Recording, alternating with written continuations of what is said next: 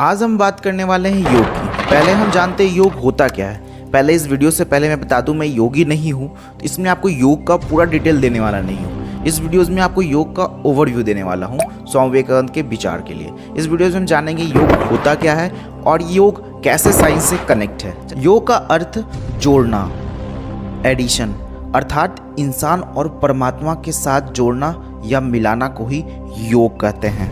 स्वामी विवेकानंद ने 5 बुक लिखी थी, राजयोग, भक्ति योग, कर्म योग, ज्ञान योग और प्रेम योग। इन्होंने 5 बुक के थ्रू बताया था कि आप कैसे ईश्वर को प्राप्त कर सकते हो, आप कैसे ईश्वर से कनेक्ट हो सकते हो। चलिए हम जानते हैं एक एक करके कि इस बुक का मतलब क्या होता है। पहला है राजयोग, आप ध्यान के द्वारा ईश्वर को कैसे प्राप्त कर सकते हैं। दूसरा है प्रेम योग, प्रेम के द्वारा ईश्वर को आप कैसे प्राप्त कर सकते हैं। हर प्राणियों, हर लोगों, जीव जंतु सभी से प्रेम करके, उनसे वास्तविकता प्रेम करके, ईश्वर से प्रेम करके आप ईश्वर को कैसे प्राप्त कर सकते हो। तीसरा है कर्म योग, कर्म के द्वारा अपने अच्छे कर्मों से आप कैसे ईश्वर को प्राप्त कर सकते हैं। इस कर्मियों में यह भी बताया गया है, यदि आप शादीशुदा हैं तो कैसे आप ईश्वर से शादीशुदा होने के बाद भी आप ईश्वर से कनेक्ट हो सकते हो। चौथा है ज्ञान योग, ज्ञान के द्वारा ईश्वर को प्राप्त करना। और 5वां और आखिरी है भक्ति योग, भक्ति के द्वारा कैसे आप ईश्वर को प्राप्त कर सकते हैं। स्वामी विवेकानंद बोलते थे, योगी बनने से पहले आपको अंधविश्वास का त्याग करना होगा, क्योंकि जब तक आप ईश्वर का साक्षात ना कर लो तब तक विश्वास ना करो। स्वामी विवेकानंद यह भी बोलते थे, आस्तिक से होना नास्तिक बनना बेटर है, पाखंडी से अच्छा मूर्ख बनना अच्छा है। मैं तुच्छ हूँ, मैं पापी हूँ, इस तरह मत सोचो। जब तक तुम ईश्वर से साथ एकात्म ना हो जाओ तब तक दिन रात यही अपने आप को बताते रहो, तुम यथार्थ क्या हो, तुम ईश्वर हो।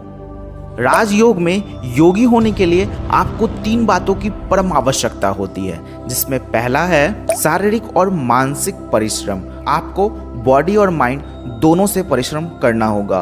और दूसरा है धैर्य, पेशेंस, आपको यदि ईश्वर को प्राप्त करना है तो आपके अंदर पेशेंस होना परम आवश्यक है, धैर्य होना परम आवश्यक है।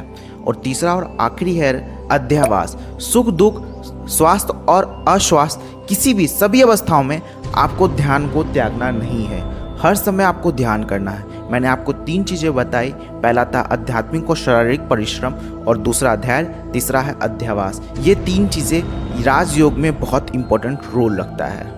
योग वह विज्ञान है जिसके द्वारा हम मन को अनेक विचारों में बदलने से रोक सकते हैं। जैसे समुद्र में चंद्रमा का प्रतिबिंब शैडो नज़र नहीं आता क्योंकि समुद्र की लहरों की वजह से, उसी प्रकार आपकी अंतर आत्मा नहीं दिख पाती है मन में लगातार विचारों के आने की वजह से। जब सागर की लहरें शांत हो जाएगी तभी चंद्रमा का शैडो भी दिख पड़ेगा।